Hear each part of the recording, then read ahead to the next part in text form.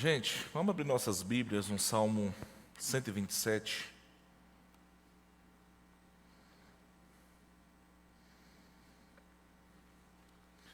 Salmo 127, versos de 1 ao 5.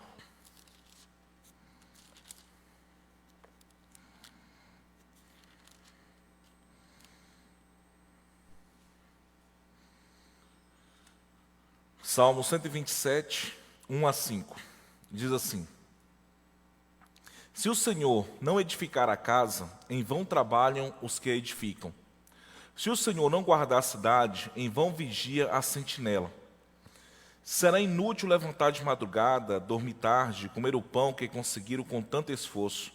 Aos seus amados ele o dá enquanto dormem. Herança do Senhor são os filhos, o fruto do ventre o seu galardão. Como flechas na mão do guerreiro, assim são os filhos da sua mocidade. Feliz o homem que enche deles a sua aljava, não será envergonhado quando enfrentar os seus inimigos no tribunal. Deus, em nome de Jesus, que o Senhor venha nos usar como instrumento em Tuas mãos, que eu venha ser boca do Senhor aqui nessa noite, para falar aos corações dos nossos irmãos. Em nome de Jesus, amém. Irmãos, este é um salmo que ele é especialmente significativo para as famílias. O Salmo 127 tem Salomão como autor, ele faz parte do 5º livro dos Salmos, que é uma coleção que o nosso Salmos é dividido em 5 livros. Esse salmo se encontra no 5º, já é nos últimos salmos escritos pelo rei Salomão. Esse é um salmo de subida, um salmo criado para ser cantado enquanto o povo de Israel subiu aos montes para irem adorar no templo de Jerusalém. Portanto, vejamos que esse salmo ele é escrito exclusivo para famílias. Recentemente, a Confederação Nacional da Indústria, CNI, divulgou nesta segunda-feira que o PIB da construção civil no país subiu 0,8% no primeiro trimestre de 2022. Com esse resultado, o PIB do setor cresce há 7 trimestres. Lógico que o fato de termos todo esse crescimento se dá porque as famílias querem ter sua casa própria, ou as indústrias estão investindo nos seus próprios espaços. E todos nós sabemos que toda construção, para ser uma boa construção, para ter um bom alicerce, ela precisa ser firme, para que não venha se desmoronar, e usar material de qualidade, né? Só que, com o aumento também da procura e da construção civil, aumenta também a demanda pela mão de obra. Infelizmente, a mão de obra está quase escassa nessa área aqui no Brasil. Só para vocês terem uma ideia, um irmão me ligou alguns dias atrás, perguntando se eu sabia de algum pedreiro ou de algum construtor para fazer uma pequena reforma na casa dele, porque ele ia receber algumas pessoas, ia fazer uma confraternização, e ele precisava reformar algumas paredes da casa. Ele demorou mais de 15 dias para agendar com um construtor. Infelizmente, essa é uma realidade que permeia todo o nosso meio. Se quisermos mão de obra qualificada, nós precisamos esperar. E com a família, de forma geral, é assim também. Porque nós queremos receber alguém em nossa casa e vivemos disso, de confraternizações, de celebrações, e a gente quer ter a nossa casa bem arrumada. E Salomão diz aqui, se o Senhor não edificar a casa, em vão trabalham os que edificam. Então, irmãos, quero compartilhar com vocês nessa noite o seguinte tema: alicerçando o meu lar em Deus. E quero compartilhar 3 resultados para quem tem ou quem deseja ter Deus como alicerce no seu lar. E o primeiro resultado é: teremos um lar divino. Quando nós temos Deus alicerçando a nossa casa, o primeiro resultado é que teremos um lar divino. E se encontra no versículo 1. Um famoso poeta disse: é preciso um monte de vida em uma casa para chegar em casa. Então, uma casa não significa necessariamente que temos uma casa. Um lar significa muito mais do que ter uma casa. porque uma casa é apenas um edifício. Diante disso, como nós podemos ter um lar piedoso? Como nós podemos ter um lar piedoso? É um lar onde o próprio Deus é o fundamento de tudo o que acontece dentro dele. Esse é o significado por trás do versículo 1. Observe a primeira parte do versículo. Se o Senhor não edificar a casa, em vão trabalham os que a edificam. Irmão, Salomão não está falando aqui de martelos ou pregos ou material de construção.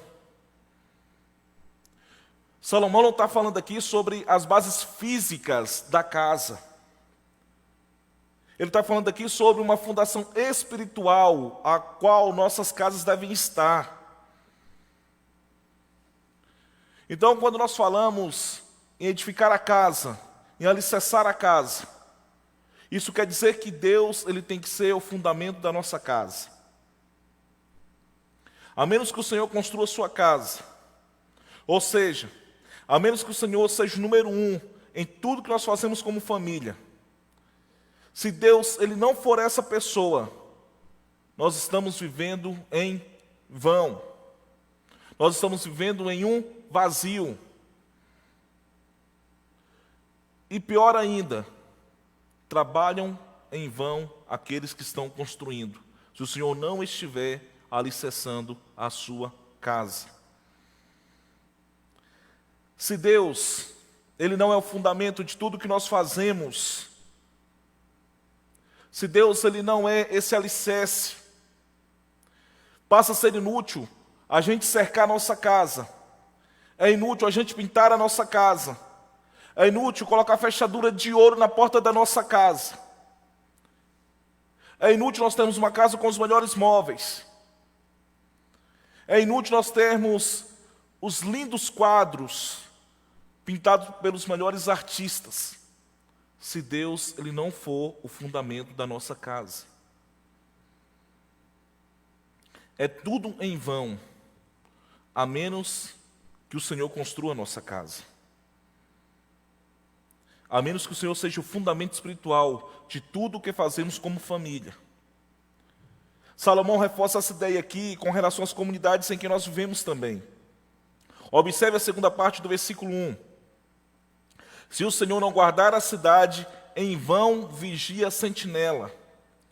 As cidades antigas do Oriente tinham muros ao seu redor e guardas posicionados no topo dos muros para vigiar a cidade, especialmente à noite, quando o perigo era maior. Então era muito importante que o guarda ficasse acordado durante as vigílias da noite. Se o vigia visse o inimigo avançando, ele já tocava a trombeta, já avisava para os demais: se preparem, porque nós estaremos sob ataque. Ele já alertava todos os soldados para ficarem preparados. Então Salomão, quando ele diz aqui que nós não devemos nos preocupar, porque o Senhor, ele fica acordado e ele nos guarda. Se Deus, ele não guarda a cidade, em vão é a segurança da cidade. Nós podemos ter o exército guardando a nossa cidade, mas se Deus não guarda a cidade, é vão. E a mesma ideia, Davi aqui no Salmo 20, versículo 7 diz: alguns confiam em carros e outros em cavalos, mas nós nos lembraremos do nome de nosso Senhor, nosso Deus. A menos que o Senhor edifique a casa, em vão trabalham os que edificam. A menos que o Senhor guarde a cidade, o vigia, se ele ficar acordado, é em vão. Então, quando Deus estiver em primeiro lugar na família, nós teremos um lar piedoso.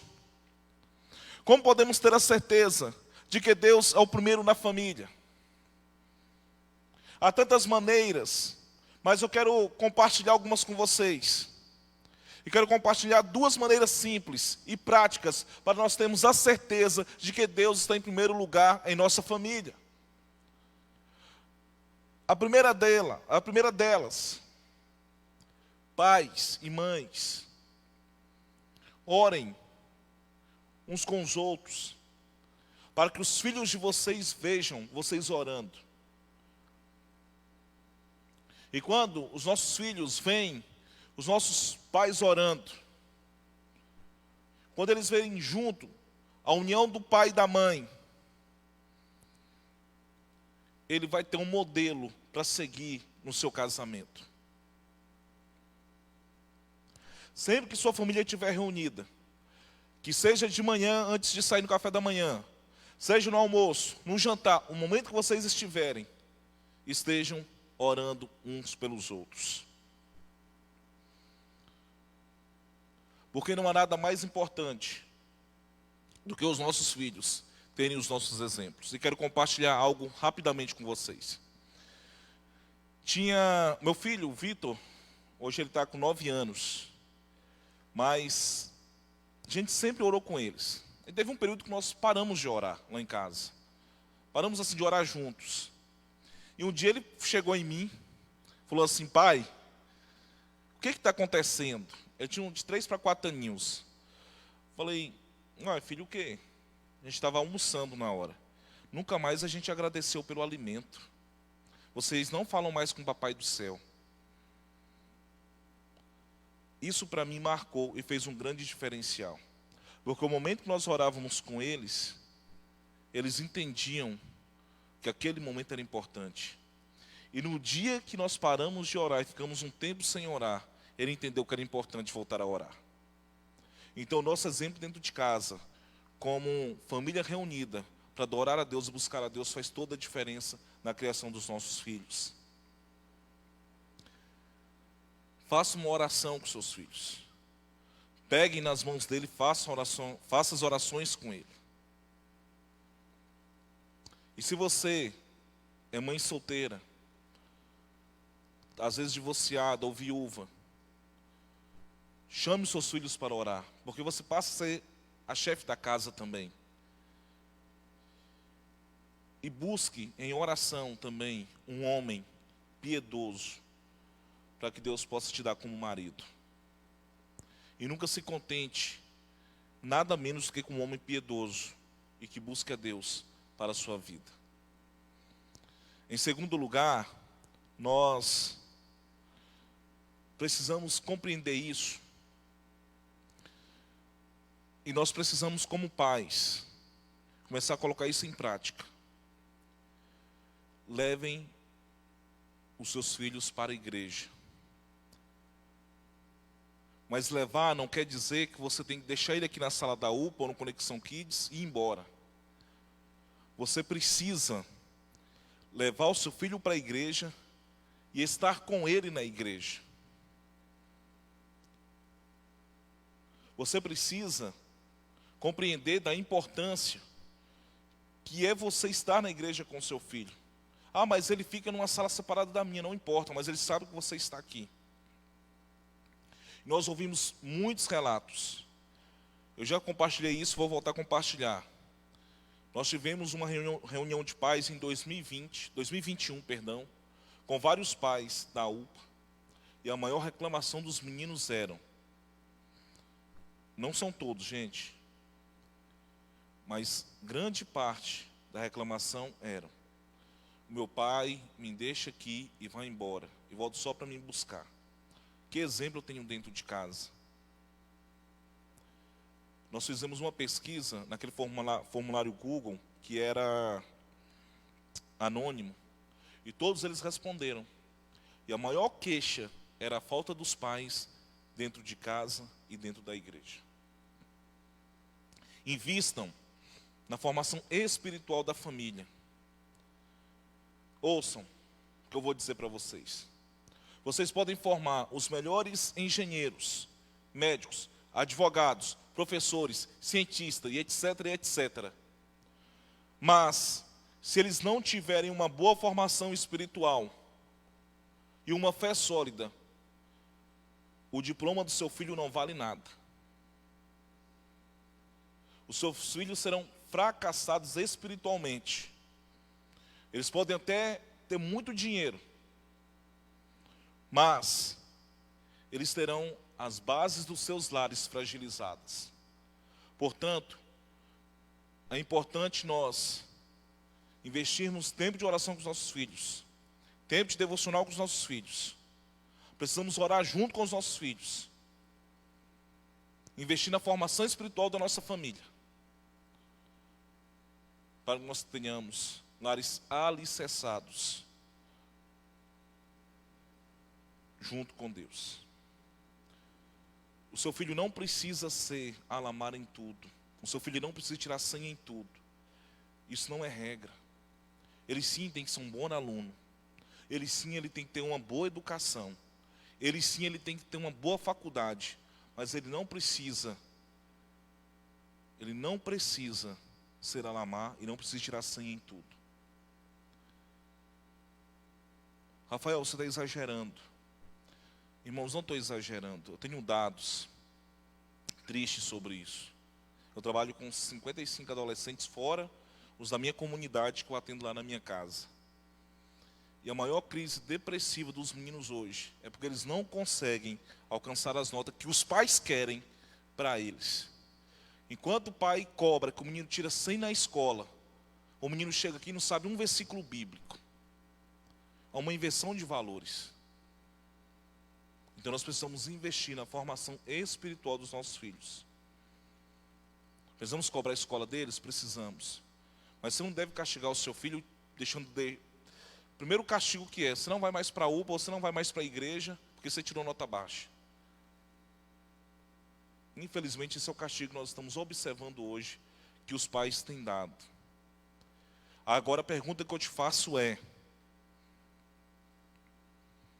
quando agimos assim, Deus está alicerçando a minha casa? Eu estou formando filhos com bases sólidas para enfrentar as dificuldades do dia a dia?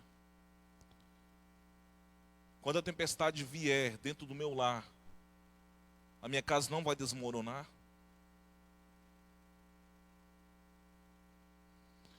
Convidei um pregador para estar na nossa UPA um tempo atrás. Ele ficou envergonhado. Falou, Rafael, você precisa investir mais nos versículos bíblicos com esses meninos. Porque a gente pedia para ler a Bíblia, eles não sabiam nada. Eles não sabem nem onde ficava o livro de Êxodo, que é o segundo livro da Bíblia. A culpa é nossa, da igreja?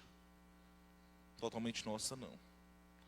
Mas é porque nós deixamos de orar e ler a Bíblia com os nossos filhos em casa.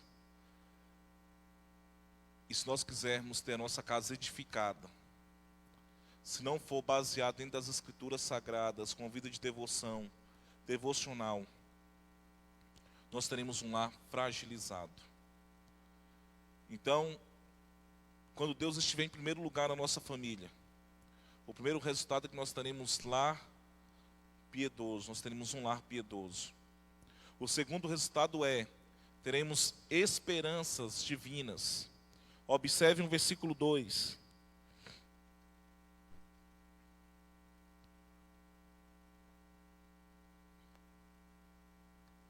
Esse tempo seco deixa a garganta da gente ruim, né?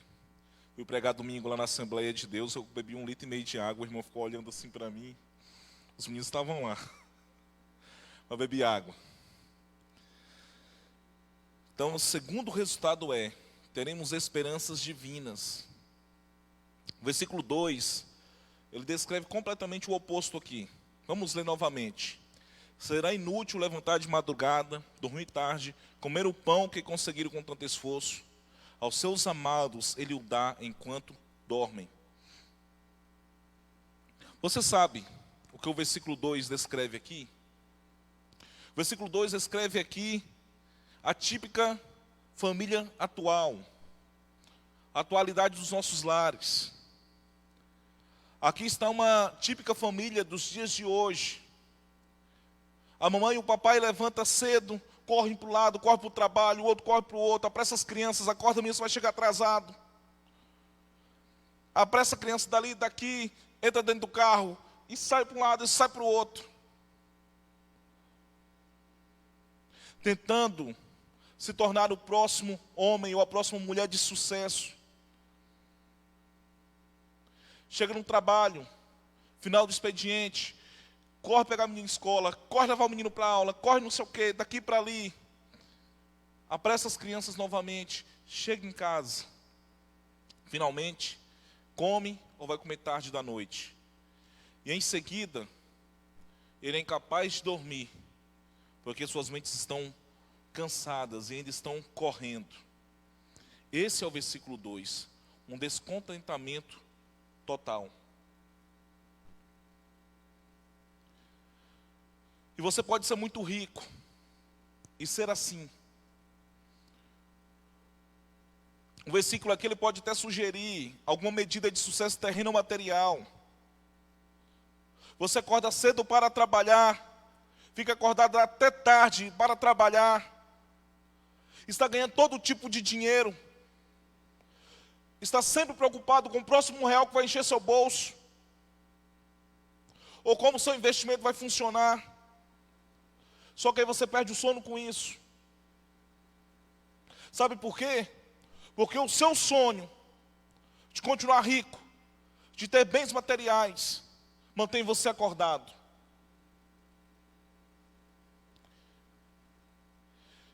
E com isso, meus irmãos, nós deixamos de apreciar uma boa comida, porque nós não conseguimos sentar à mesa. A gente não consegue saborear a comida. Sabe por quê? Porque nós estamos alimentando com o pão das dores. Em todas as suas buscas, sonhos, esperanças e aspirações, você deixa o principal de fora da sua vida, que é Deus. Em busca do seu sonho, em busca de mais reais e reais e reais, você deixa alguém de fora, que é o primordial da sua vida, que é Deus. Você abraçou o sonho de ser bem-sucedido, de ganhar muito dinheiro, que os seus filhos têm que ser o melhor médico, têm que ser o melhor advogado, o melhor engenheiro. E com isso você fragiliza o alicerce da sua casa. Porque, mediante a corrida do dia a dia, você abandonou Deus. Vejamos que isso sempre foi difícil. Isso não é de hoje. Esse salmo foi escrito há mais de 3.000 anos. E pelo que nós entendemos aqui, sempre foi difícil. Sempre houve essa busca. O casamento sempre foi difícil, irmãos. O casamento nunca vai ser fácil. Só que nós precisamos compreender que o casamento, ele é composto, alguém disse que o casamento é composto de 3 anéis. O anel de noivado, de casamento e sofrimento. Um pastor visitou uma classe dominical e ele perguntou para algumas crianças assim: crianças, o que Deus disse sobre o casamento? A criança muito esperta, suponho que seja o Joãozinho, sempre levantando a mão, disse assim: pai, perdoa-lhes, porque eles não sabem o que fazem. Sempre foi um desafio ser pai e ser mãe. Sempre foi um desafio criar nossa família alicerçada nas Escrituras. É difícil ser mulher de Deus, é difícil ser homem de Deus, é difícil ser uma família piedosa, mas pela graça de Deus podemos fazer isso quando temos lares piedosos e as esperanças piedosas. O que significa ter esperanças divinas? Isso significa que colocar Deus em primeiro lugar, antes de qualquer coisa que façamos e qualquer coisa que decidimos fazer. Nós precisamos medir o nosso sucesso não pelo que temos, mas sim precisamos medir o nosso sucesso pelo quem nós conhecemos e por quem nos deu a vida, que é o Senhor Jesus Cristo. O que significa ter esperanças divinas é não vivermos mais para este mundo que passa completamente rápido, mas nós vivermos para o reino de Deus e para a glória de Deus. O que significa ter esperanças divinas? Que precisamos honrar a Deus através do nosso tesouro, do nosso tempo, dos nossos talentos. O que significa ter esperanças divinas? Viver para Deus acima de qualquer coisa. De qualquer coisa. Não é dinheiro que vai te dar a saúde que você precisa. Não é dinheiro que vai te deixar mais rico. Não é dinheiro que vai resolver o seu problema. Você pode até ter tudo isso, mas se Deus, Ele não for o seu alicerce, você está com suas bases fragilizadas. Portanto, quando Deus for o alicerce da família, o primeiro resultado é, teremos um lar piedoso. O segundo resultado é, teremos esperanças piedosas. E o terceiro resultado é, teremos uma herança divina. Se encontra do versículo 3 ao versículo 5.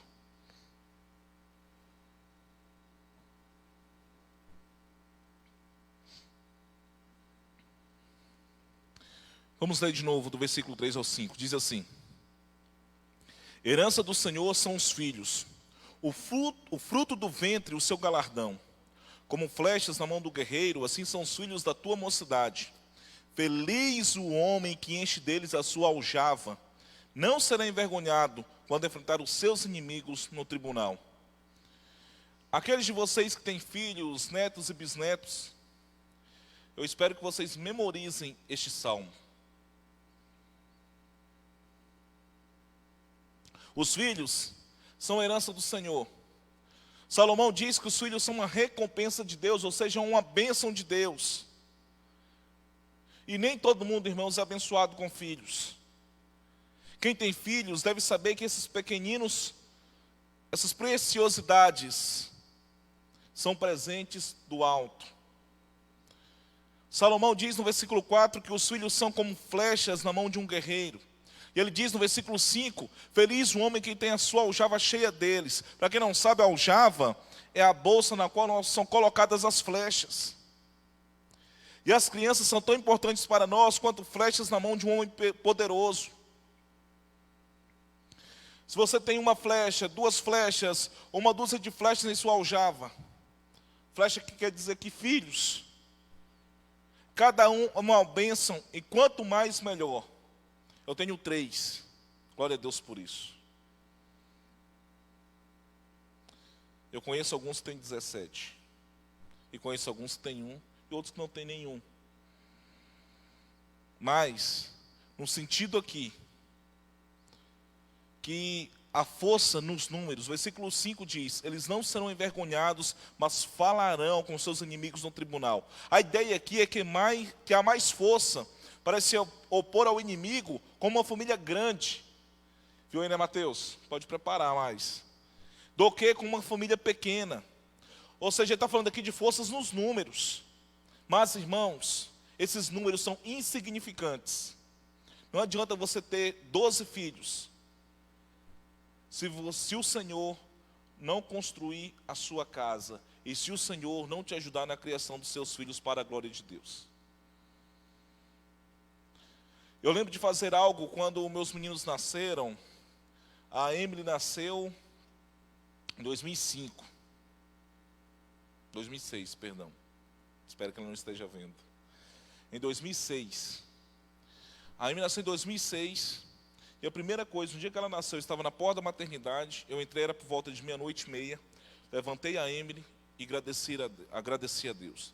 Da mesma coisa eu fiz com a Radassa e fiz com o Vitor também. A primeira coisa que eu fiz foi consagrar os meus filhos. E eu me lembro como se fosse hoje as palavras que eu disse. Obrigado por confiar em mim, para cuidar dos teus filhos. Porque o Senhor me deu como um presente, como um empréstimo, para que eu cuide deles para a tua glória. Irmãos, os nossos filhos têm que ser bênção. Eles precisam chegar em um momento que nós vamos olhar para eles e dizer: eu te ensinei e te instruí no caminho que você deveria andar. Chegará o momento em que tiraremos essa flecha da aljava e vamos colocar no arco e puxar. E nós vamos soltar essas flechas para quais foram projetadas para fazer. Os nossos filhos vão voar livres e alcançar o alvo que ele foi treinado para alcançar. Estamos treinando os nossos filhos. E um dia nós vamos libertá-los e mandá-los para o campo de batalha. Dói a gente pensar assim: nosso filho vai completando 12 anos, né, Leão? Assim, um dia já é para os acampamentos sozinho, quer ir para as programações sozinho, não depende mais da gente. Só que a gente precisa preparar eles para esse momento. Nós precisamos prepará-los para a batalha. Nós precisamos treiná-los no caminho em que eles devem andar, Provérbios 22:6.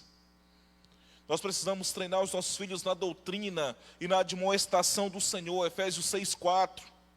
E quando o dia chegar, nós vamos enviar os nossos filhos alegremente. Nós vamos mandar nossos filhos como flecha para o campo missionário, ou plantando uma igreja, ou em qualquer lugar, ou de qualquer forma que ele esteja trabalhando.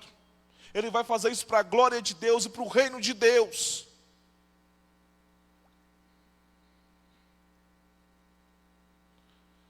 Deus nos ordena que nós treinamos, preparamos os nossos filhos para esses momentos. Ele pode até ser um médico, ser um advogado, ser um engenheiro, mas ele tem que estar preparado para a batalha, porque ali, onde ele vai demonstrar tudo que você ensinou para ele, e tudo que foi aprendido dentro das Escrituras.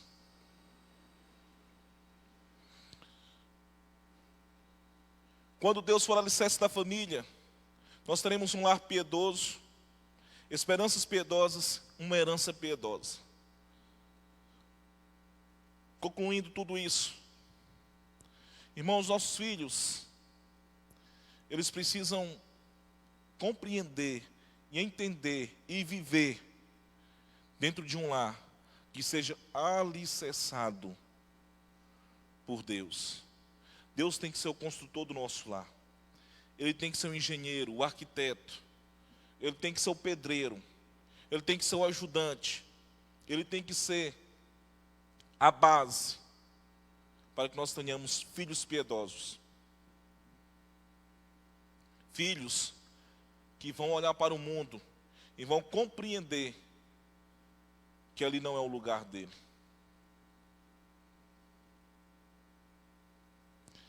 Deus não quer que você faça os seus filhos e que você trabalhe se fadigando até morrer para ficar rico. Deus não quer isso.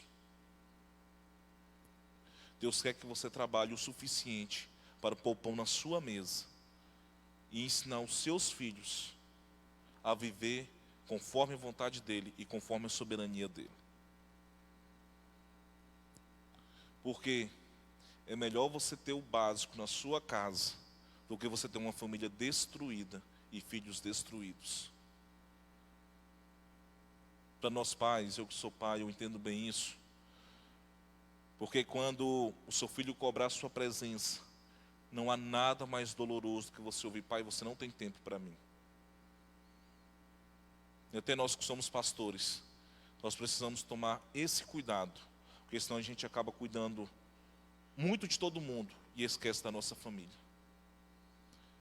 E nós não queremos isso. Queremos lares piedosos, que tenha Deus como o alicerce da nossa casa.